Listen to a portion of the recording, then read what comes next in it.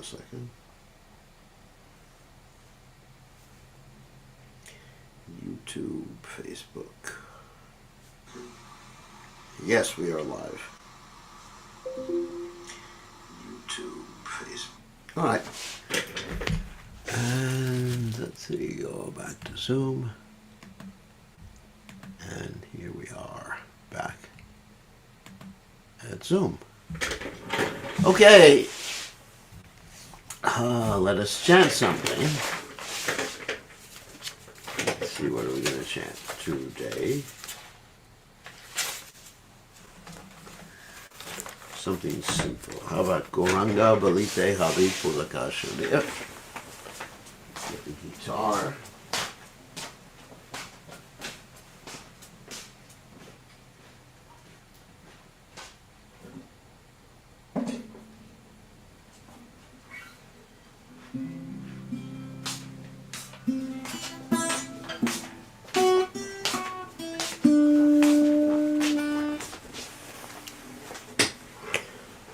All right.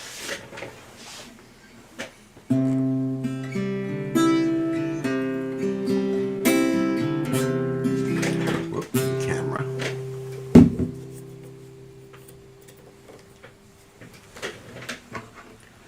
Here we go.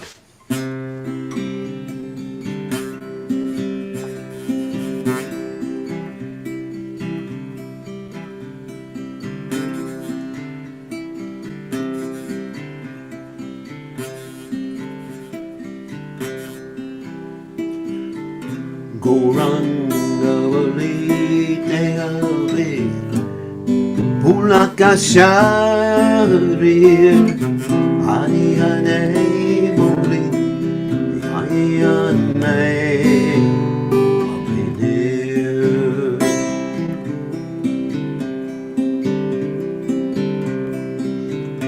Goranga Balite Havi Pulakashudaya Ayane Muli Ayane Abidir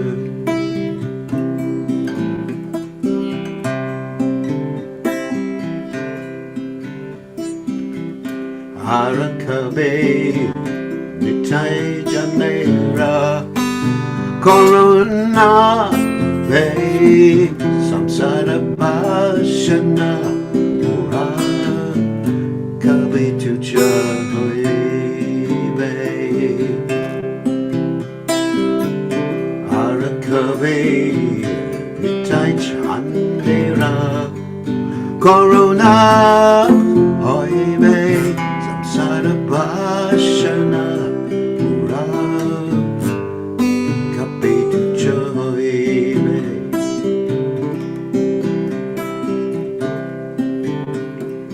Vishai Yachati Akabe Shunabe Amana Kabe Amahe Ushri Vrindavanapa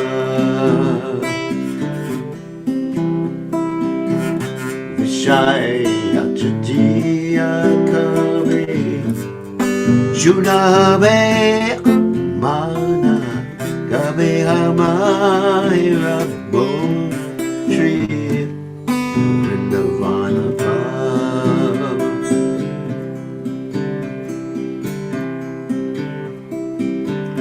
Rupa Raghunatha Pade Hoive Agoti Kabe Amamushabu Say Yukala Virti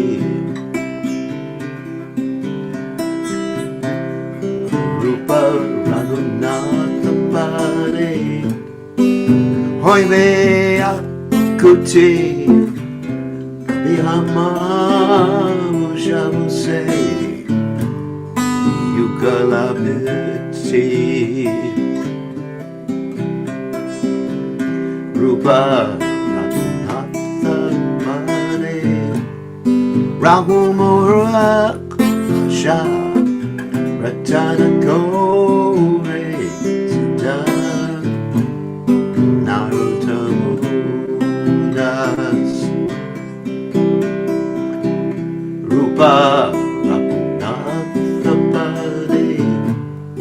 Makumor Sha Ratana Kore Sata Narotamuras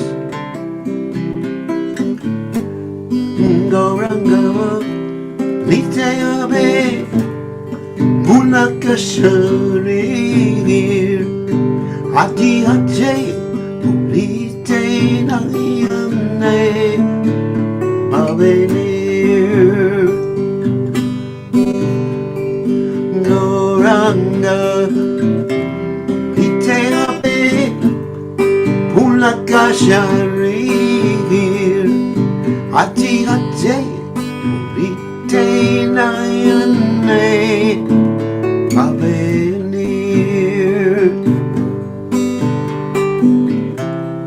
Gorangavani Deave Pulakasharir Ade Ade Bulitenayane Babenir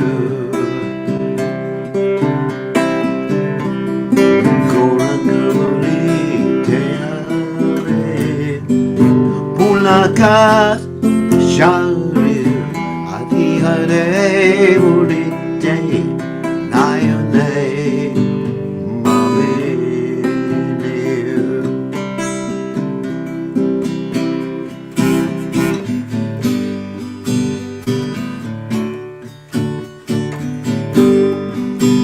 Jaya Prabhupada Prabhupada Jaya Prabhupada Prabhupada, Prabhupada,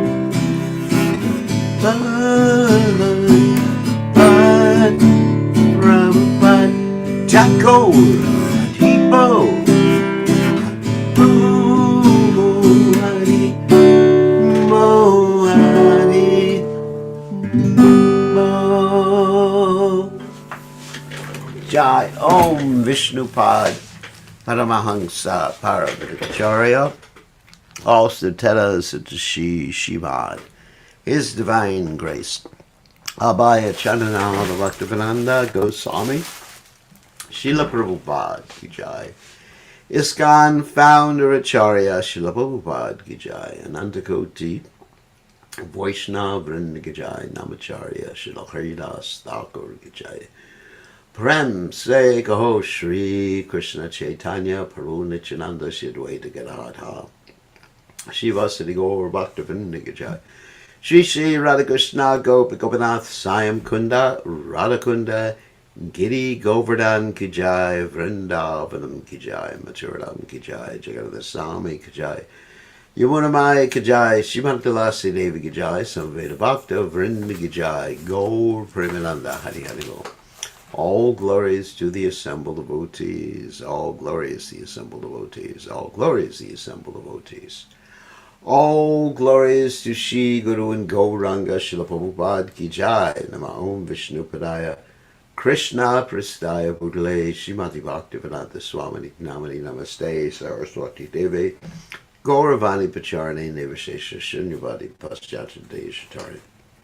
So we will read the translation of this song, Lala Samai Prarthana. That means the prayer of hankering from Narottama Das Thakur's prayer book called Prarthana. When will that opportune moment come to me when I shiver upon chanting the name of Lord Gauranga? When will I cry while chanting Hare Krishna? When will I receive the causeless mercy of Lord Nityananda so that my desires for material enjoyment become insignificant? When will my mind be purified of material anxieties and desires so that I can understand Vrindavana? When shall I be very eager to study the books left by the 6 Goswamis so that I can understand the conjugal love of Radha and Krishna? The lotus feet of the 6 Goswamis are my only shelter. In constant separation from them, I remain Narottama Das Thakur Ki Jai. So now we'll continue with our study of Srila Prabhupada's Krishna book. And guess what? Today we're going to finish the Krishna book. and then we'll take some suggestions as to which book we will read next.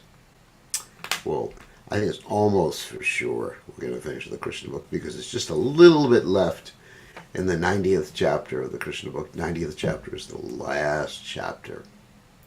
Okay, so without further ado, Om Gana Timirandasha Garanjana Shlakaya Chakshurun Meditam Yena Tasmai Shri Gurave Namaha. I offer my respectful obeisances unto the lotus feet of my spiritual master, His Divine Grace A.C. Bhaktivedanta Swami Srila Prabhupada, who so kindly opened my eyes with the torchlight of knowledge while I was blinded in the darkness of ignorance.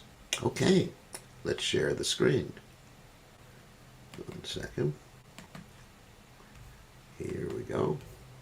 Okay, we're right in the middle of the 90th chapter, towards the end of the 90th chapter. Interesting. Okay, let me just get the windows set up here. Okay, Shukadev Goswami then glorifies the Lord as one who is honored by the Yadu Bada Parishat, the assembly house of the Yadu dynasty, and as the killer of different kinds of demons.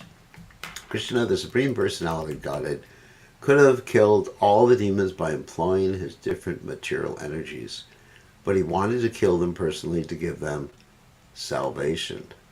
It's interesting. So, obviously, Rasha Shakti Vidaiva Shuriteshwa Bhavaki Yada Balakriya. Krishna has many energies and they do whatever he wants. He doesn't even have to ask them. We've mentioned this many times before. They're first-class servants, which means you don't have to ask them to do what you want. Your wish is my desire. It's better than Aladdin's lamp for Krishna.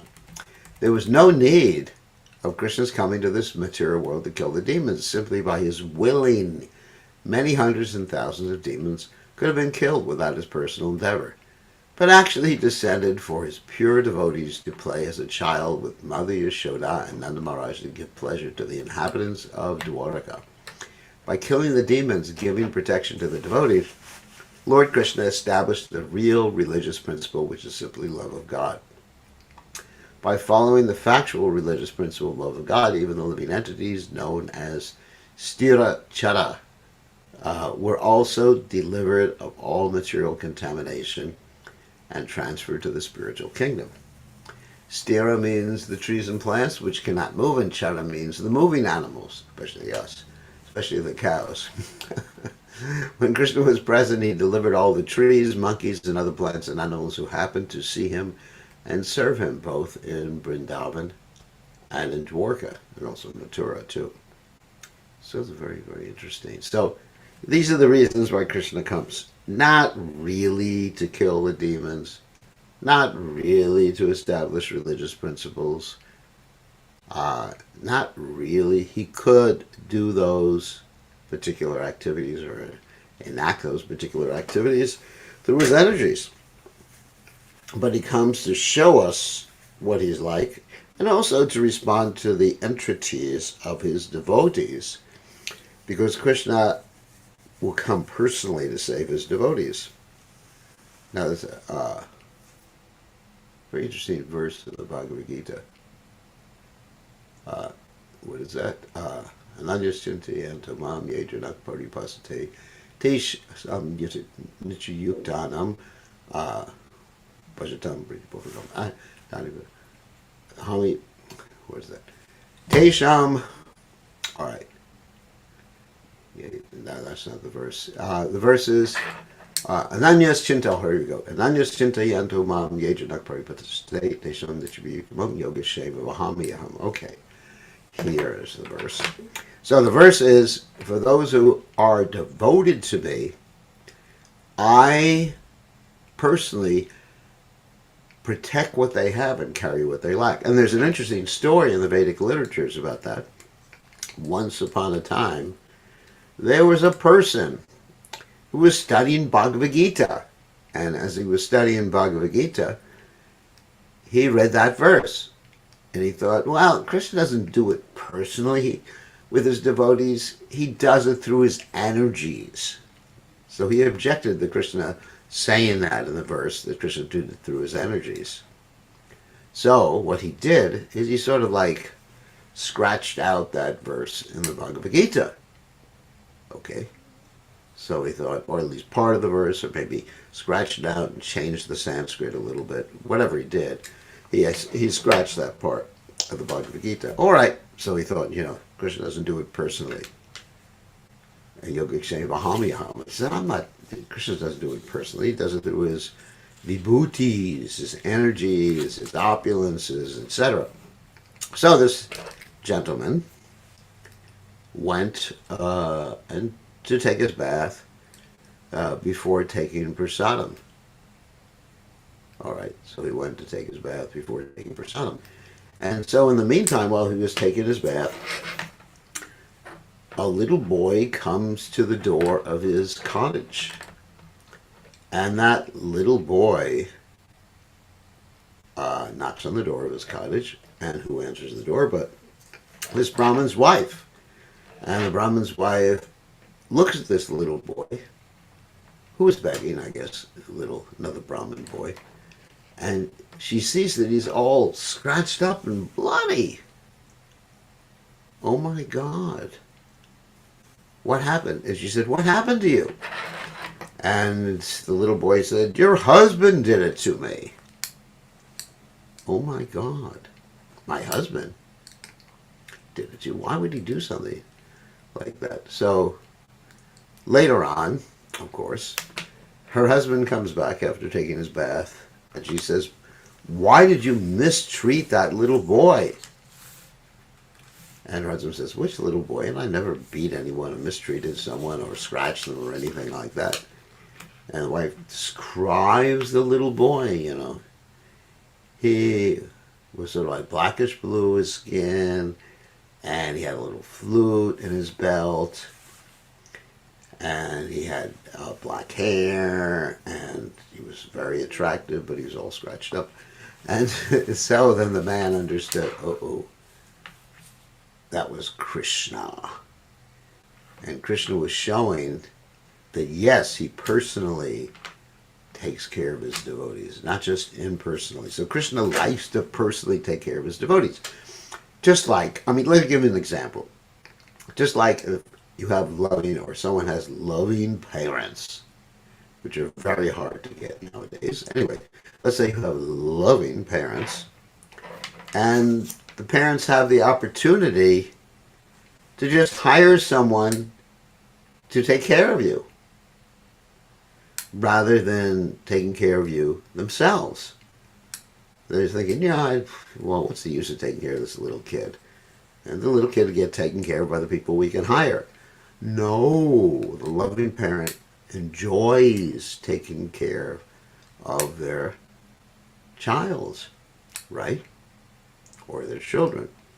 So, if you just say to the parent, we can take your kid away and he could be taken care of, don't worry. The parent will say no. The parent will not tolerate it. Just like if you ever had a cow and you try to take the calf away from the cow will be screaming because of its attachment to the calf. Screaming and screaming because of its attachment. So Krishna has that attachment for his devotees. Now, you may say, well, why isn't Krishna attached to everybody? Well, Krishna is equal to everyone. Samahang sarvabhuteshu namdvisho sinapriha. So Krishna is equal. He doesn't have any special enemies or friends, but he reciprocates with his devotees according to how much devotion they have for him. Yeyatamam prapachante tam sataiva vashamiham. Because Prahlad Maharaj had so much devotion for Krishna, and the devotion was indicated, illustrated, evidenced by his trust in Krishna. That's how devotion is manifest externally, by your trust. Shraddha shabde vishashapahesu drita nishya. Trust means, or is defined as faith, or shraddha. Shraddha means, basically, we usually use that word to indicate faith, Sanskrit word, but it actually means two different things. Shraddha Da. To give what? Your heart to Krishna. And if you give your heart to Krishna, then Shraddha Shabde Visha Shakahe Sudridadistya. Then you understand doing what pleases Krishna will accomplish everything for you. You don't need to think about anything else other than that which pleases the Supreme Personality of Godhead, Krishna. Okay, Lord Krishna is especially glorified for giving pleasure to the gopis and the queens of Dwarka. Shukadeva Goswami glorifies Lord Krishna for his enchanting smile, by which he enchanted not only the gopis of Vrindavan, but also the queens of Dwarka. The exact words used in this connection are Vardayan Kamadevam. In Vrindavan, as the boyfriend of many gopis, and in Dwarka as the husband of many queens, Krishna increased their lusty desires to enjoy with him. For God realization or self-realization, one generally has to undergo severe austerities and penances for many, many thousands of years. And then it may be possible to realize God. As the Bhagavad Gita says, Mohanam janmanamante gyanavamam prapajate vasudeva sarvamiti samahatma sudurlava. What does that mean? After many, many, many births, one comes to the point of understanding Krishna's position.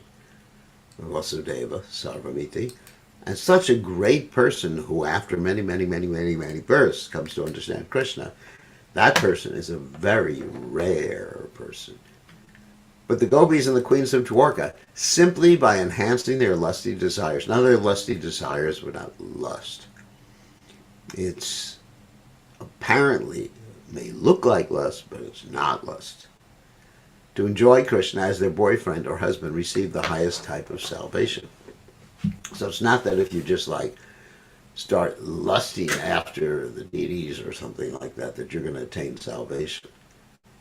Their lust was in the pure form, and the pure form was their desire to please Krishna's senses. The lust in the material world is self-centered. I want to please my senses. I want to use you. I want to use some object to please my senses. That's all.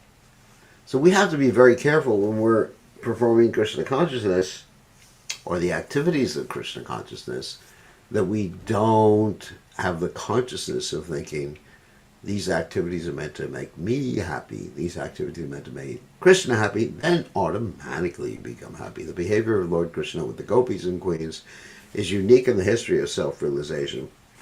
Usually people understand that for self-realization, one has to go to the forest or mountains and undergo severe austerities and penances, but the gopis and the queens, simply by being attached to Krishna in conjugal love and enjoying his company in a so-called sensuous life full of luxury and opulence, achieve the highest salvation, which is impossible to achieve even for great sages and saintly persons.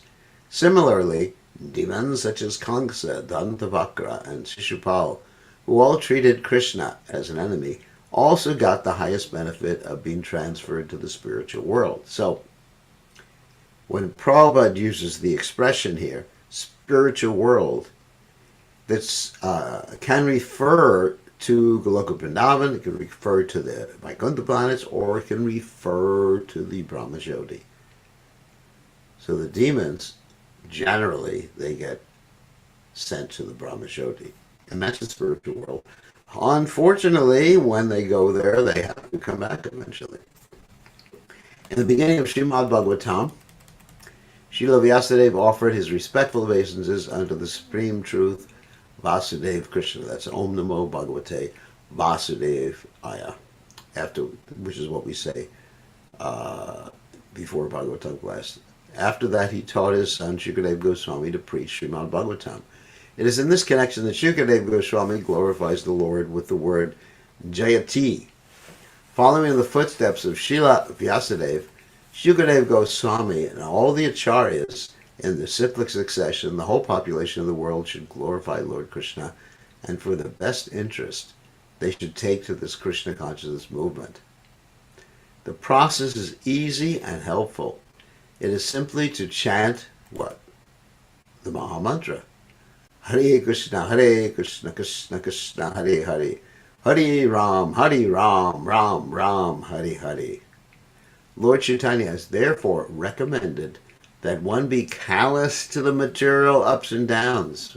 Wow. What does the word callous mean? Okay, let's say you have a callus on your hand.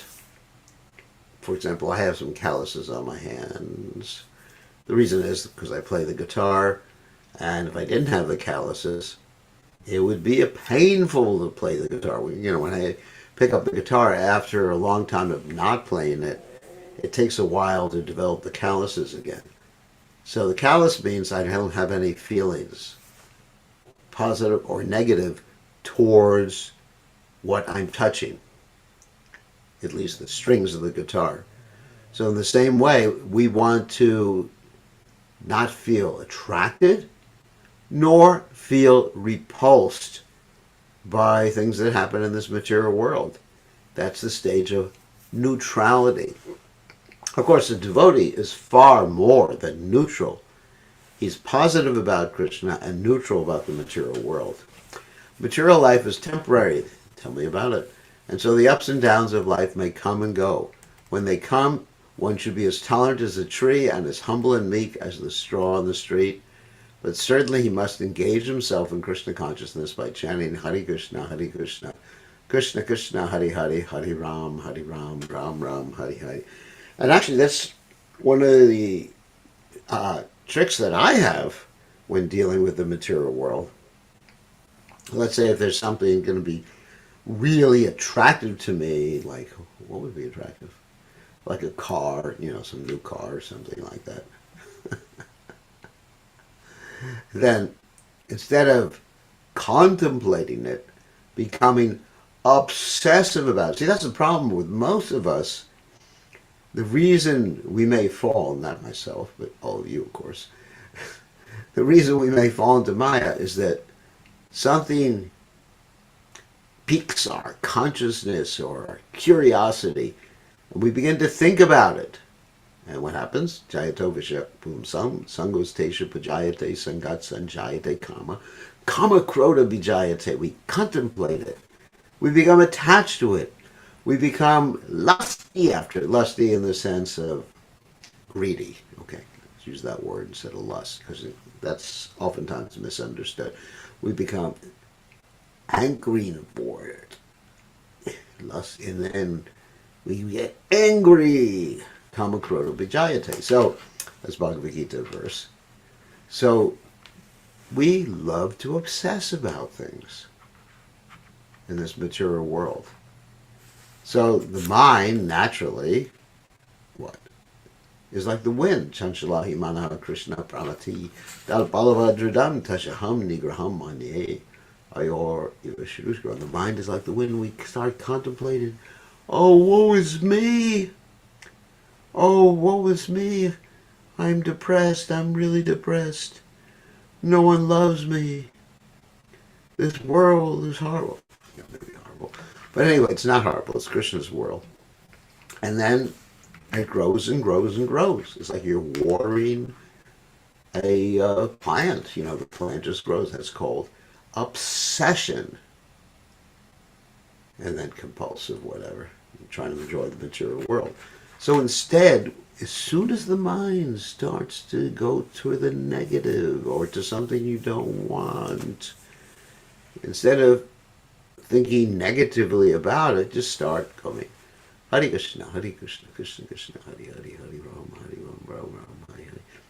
Or as soon as the mind starts to go towards some difficult, painful, nasty situation in this world, or with the body, or with other living entities, or with the material nature, then Hare Krishna, like I've described many times before, when I'm in a painful situation, let's say some bodily pain, I chant. It takes my mind away from it.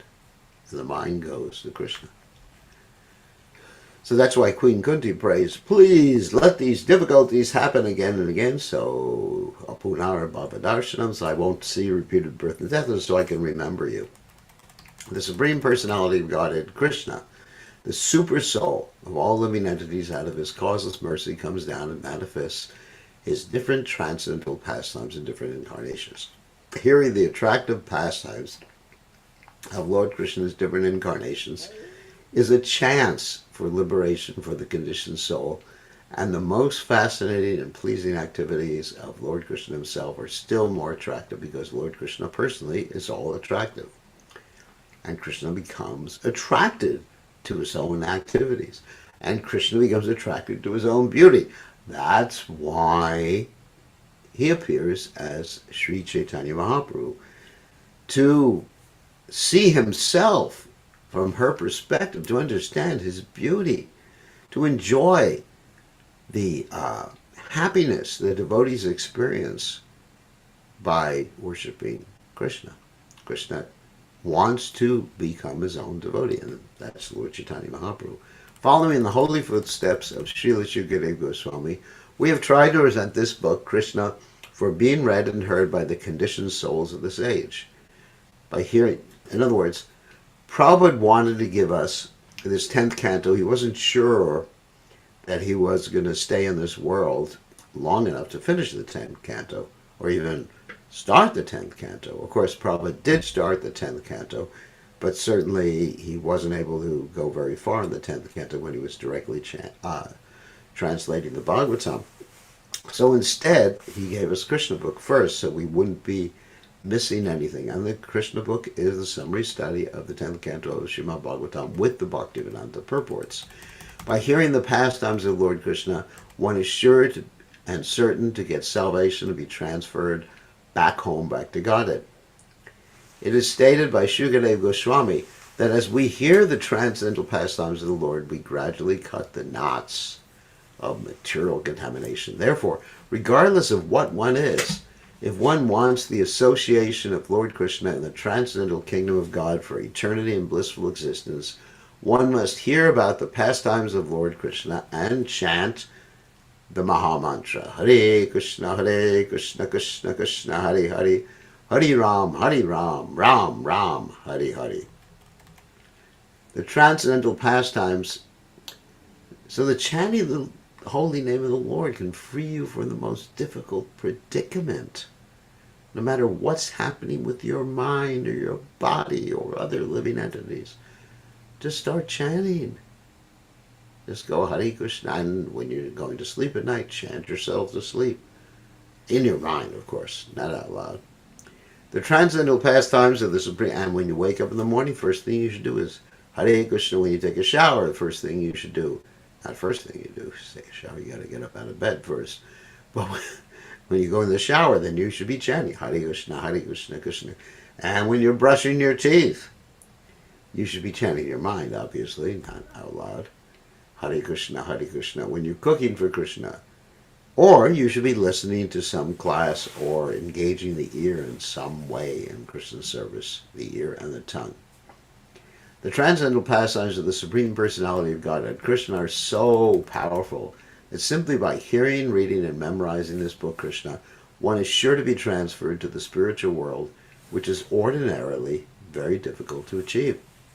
The description of the pastimes of Lord Krishna is so attractive that it automatically gives an impetus to study repeatedly, and gives us an impetus, to study repeatedly, and the more we study the pastimes of the Lord, the more we become attached to him. This very attachment to Krishna makes one eligible to be transferred to his abode, Goloka Vrindavan. As we have learned from the previous chapter, to cross over the material world is to cross over the stringent laws of material nature. The stringent laws of material nature cannot check the progress of one who is attracted by the spiritual nature. This is confirmed in the Bhagavad Gita by the Lord himself. Although the stringent laws of material nature are very difficult to overcome, one who surrenders unto the Lord can very easily cross over nations.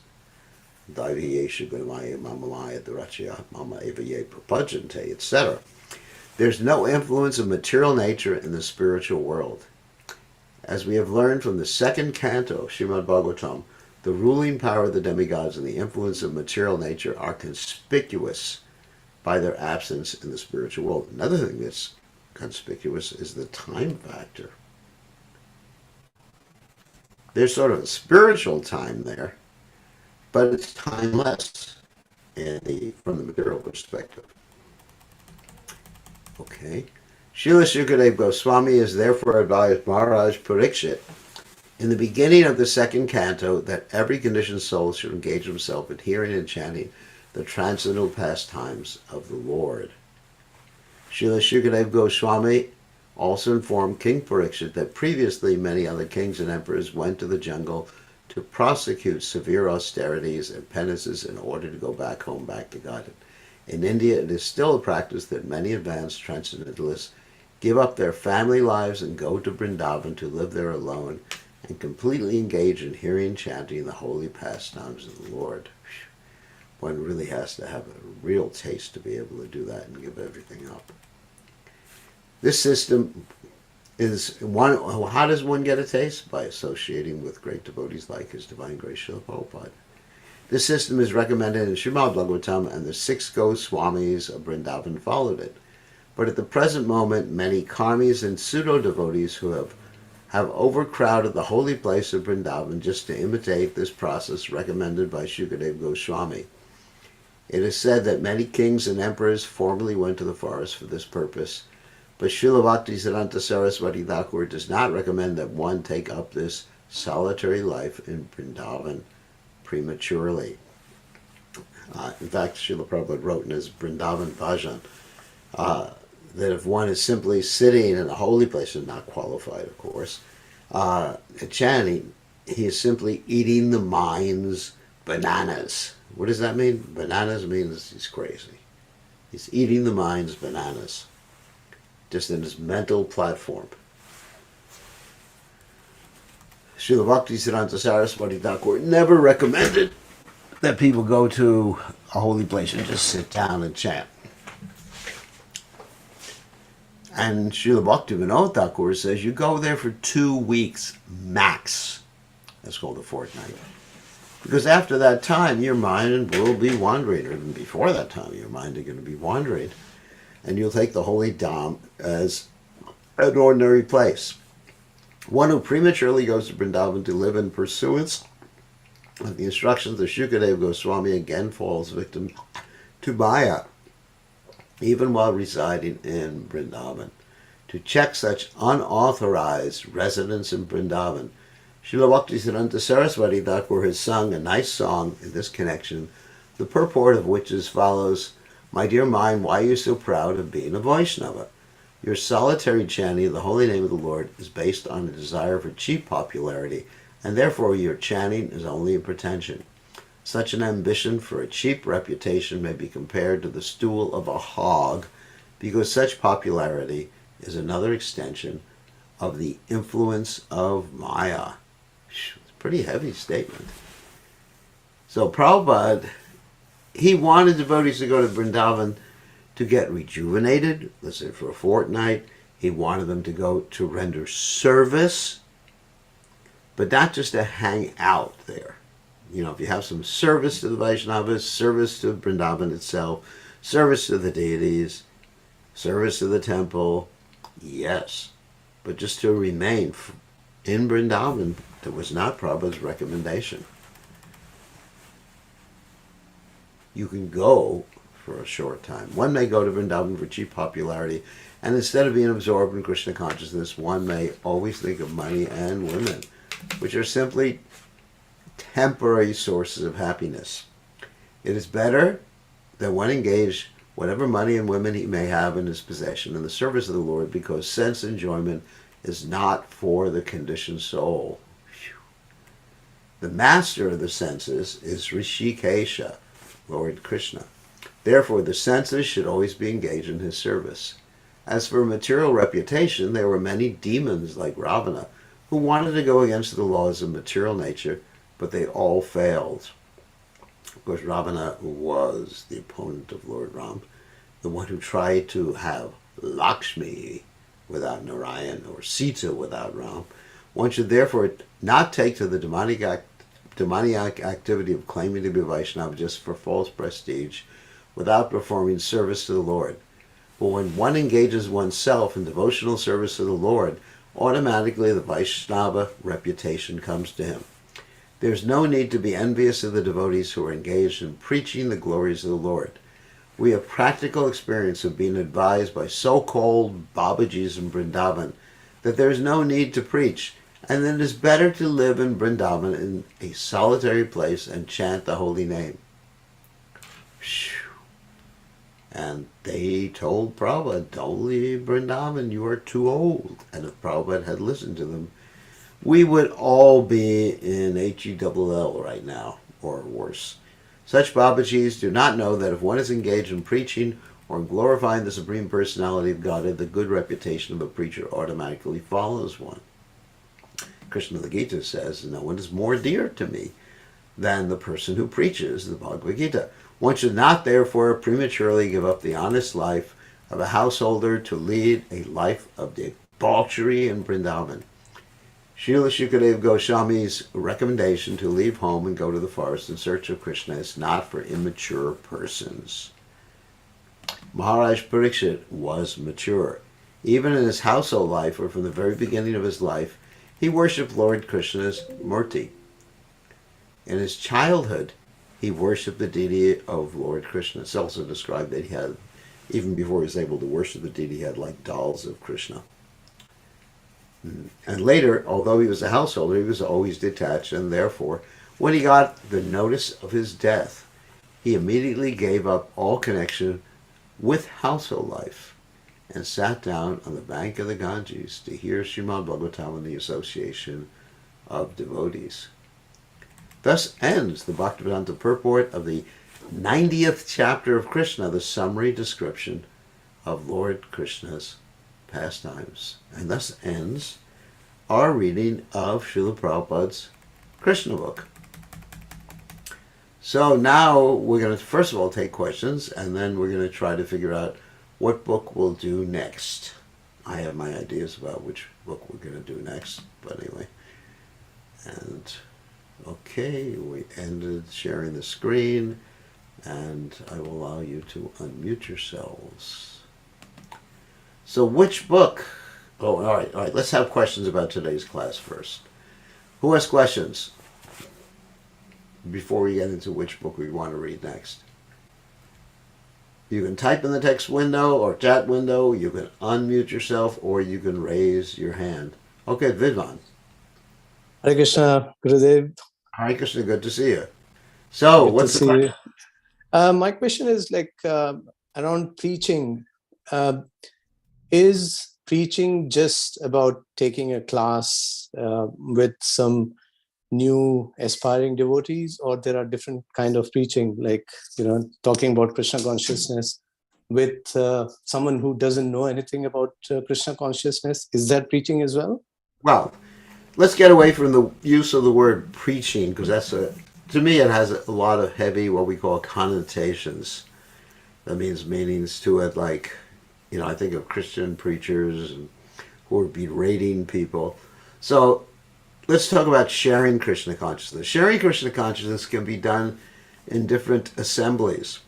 Of course, you have the assembly of the Vaishnavas, and then you may be giving a class, or you may be doing an assembly of people who are not acquainted with Krishna consciousness, or you may be doing it on a one-to-one basis with someone who's asking questions. So my first point is you have to know about the audience and adjust your presentation, not only what you say, but even how you look according to the audience. I mean, sometimes if you're preaching to people in a certain very sophisticated venue, you may have to dress like they do. And if you're preaching in Vrindavan, then you dress in a dhoti. If you're preaching in the university, you may have to dress like a college student. You have to determine what is the best mode of presentation, and be flexible enough to adjust that mode and not be attached to a particular type of attire or a particular type of mode. That's the first thing. And then also you have to understand, what do you have to understand? You have to understand how much people know and how much people don't know and what people are interested in. Like, what is their interest? And you could present Krishna consciousness according to their interest. Like, if I'm talking to a bunch of scientists, then I'll talk about how life comes from life using scientific evidence, either biological evidence or cosmological evidence. All these different things they'll use. So I think that's really important. Okay. So that's what it Thank you, means. Gurudev. Know your Thank you. audience, adjust, be ready to adjust everything except for the regular principles. I mean, you don't want to, like if you're preaching to hippies, you shouldn't be smoking marijuana just to please them, obviously. But if you're, just know your audience. Like Prabhupada, when Prabhupada was preaching to hippies, he would say things like "Stay high forever," chant Hare Krishna. "Stay high forever" was like a hippie expression in regard to drugs, and Prabhupada used those, or Prabhupada used "love feast." Love feast, which is like a hippie thing. Nowadays, of course, it's kind of funny. The devotees are still calling the Sunday feast the love feast. And Yes. culturally, it makes no sense to call the Sunday feast in today's world, in today's culture. It makes no sense to call the Sunday feast a love feast. I mean, I'd rather say an open house or introductory to Krishna consciousness or bhakti yoga or something like that, rather than love feast. I mean, love Okay. feast, it sounds like you're in the jungles of Fiji, and you're with natives, and you're gonna drink kava and everything like that, and you're gonna, or they're gonna eat people. You're gonna with the cannibals, and they're gonna have a love feast. Prabhupada actually said that the cannibals would have a love feast by taking their grandparents sometimes, throwing them off a roof, and cooking them. I guess they threw them off the roof to make the meat more tender for some reason or other. So yeah, just address what you say, your presentation, your labeling, everything, your advertising to certain audiences.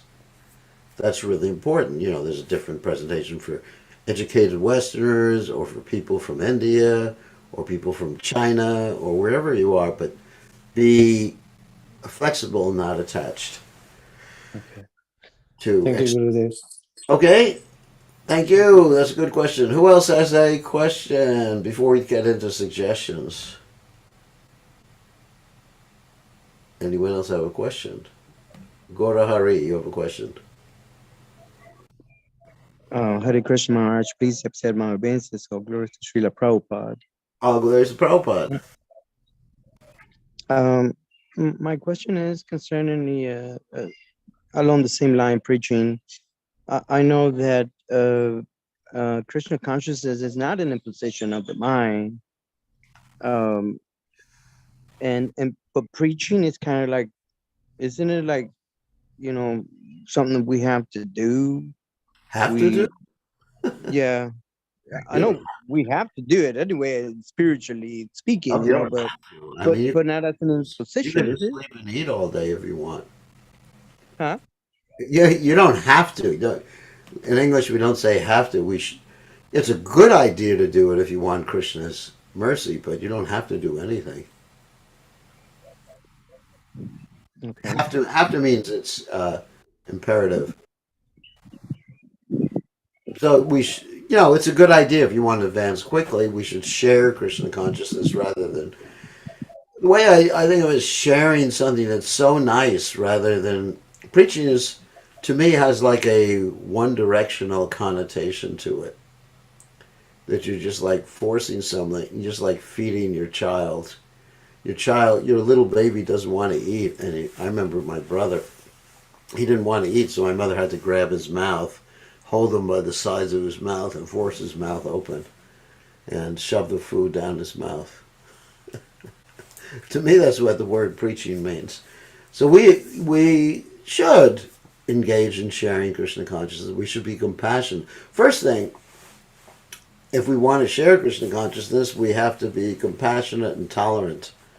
That's what Lord Kapila Dev states. Tatikshava Korunika Sura Sarvadehinam Jata Shatrava Shanta Sadava Sadabhushana. That a Vaishnava is Tatikshava Korunika Surada Sarvadehinam. That he's tolerant, he's full of mercy, a friend to all living entities, and then Ajata Shatra. In other words, you never hate anybody, and then people will actually accept things from you. I think that that's more important than anything else, having Vaishnava qualities. I mean, that was what attracted me to Prabhupada. Prabhupada's Karunika, Prabhupada's compassion. The first time I met Prabhupada, I could experience Prabhupada's unlimited compassion, and I thought, that's what I would like to be like. I would like to be serve him, serve this great personality, and then eventually imbibe some of the qualities. Okay, good question. Thank you, Maharaj. Thank you very much, Gurudev. Hey, thank you. So let's get some questions in the chat window. Hare Krishna Guru Maharaj. And the third Gana Brahma tells Devahuti, her son Kapila will enlighten her in knowledge. Then son Kapila will go travel around the world to preach Sankirtan. Devahuti was not asked to preach the knowledge to others when our movement is to spread knowledge. We're going to attain knowledge. But she wasn't asked, but I'm sure she did.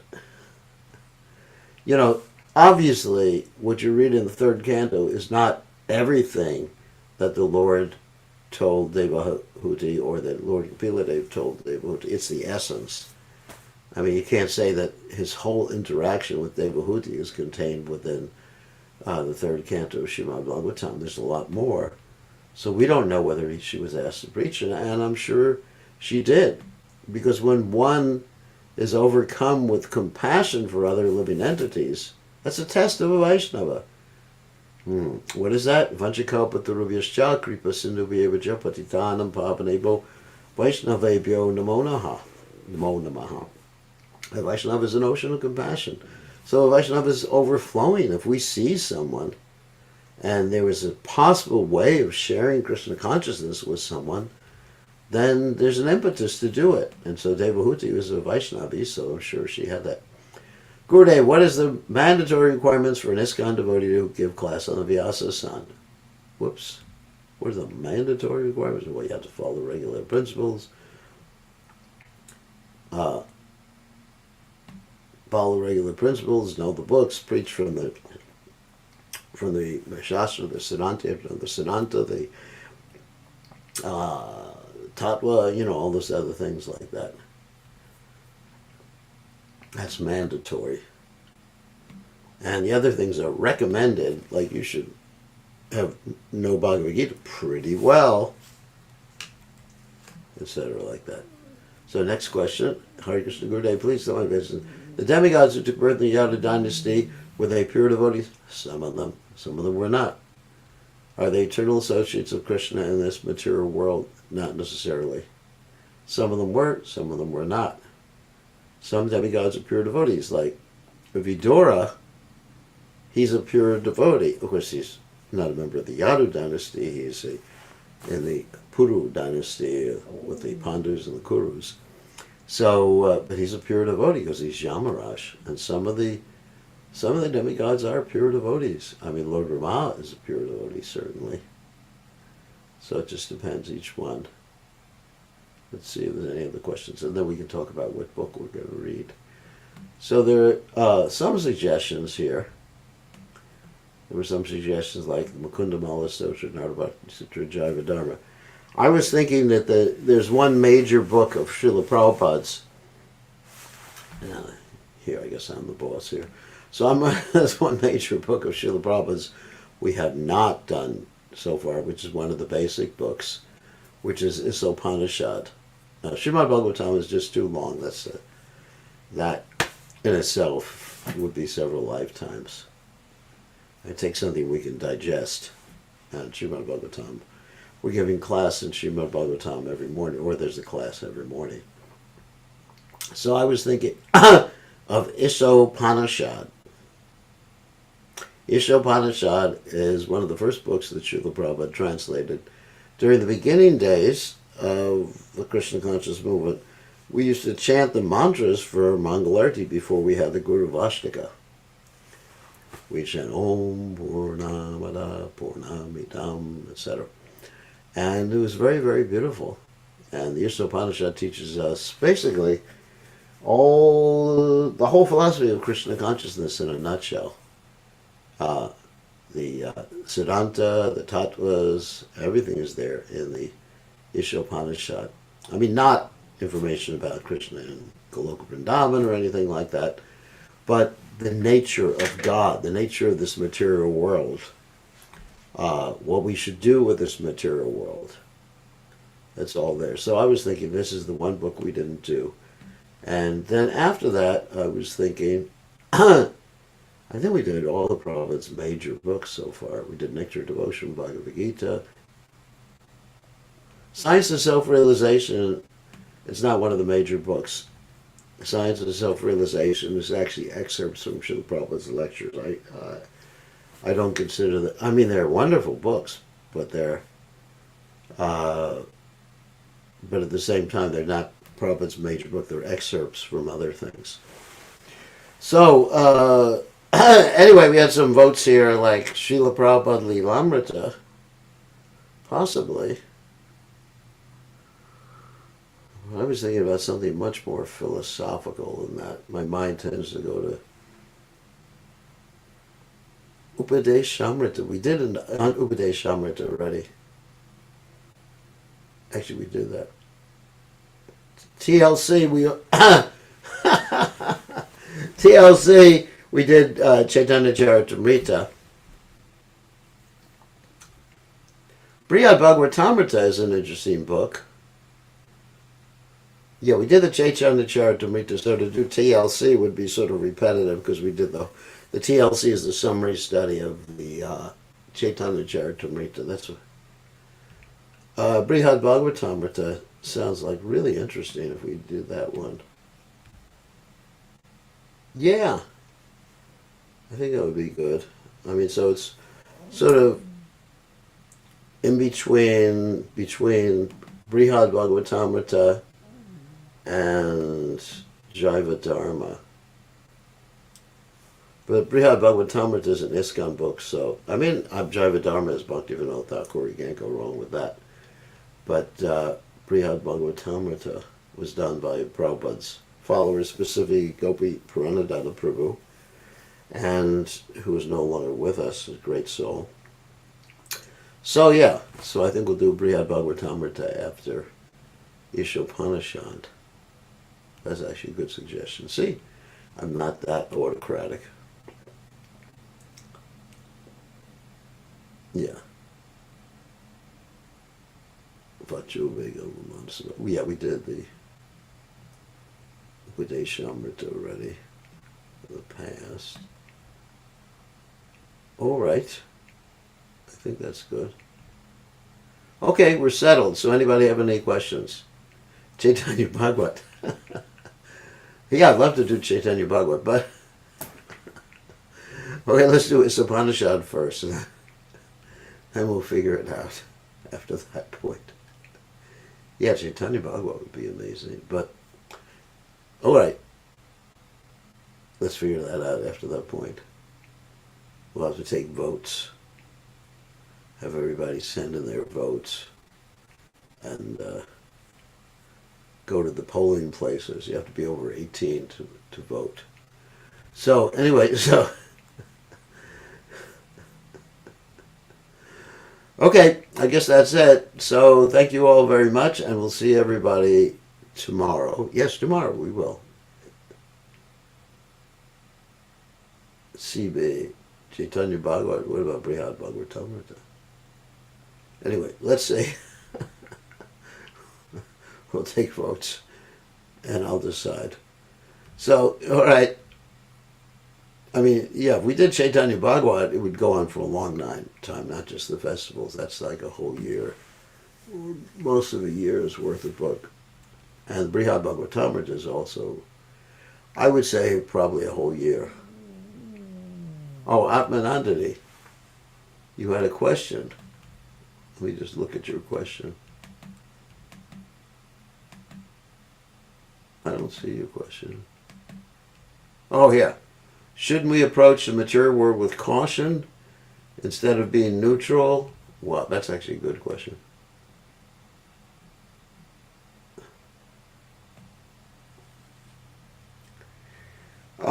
Yes, caution, but we can still be neutral.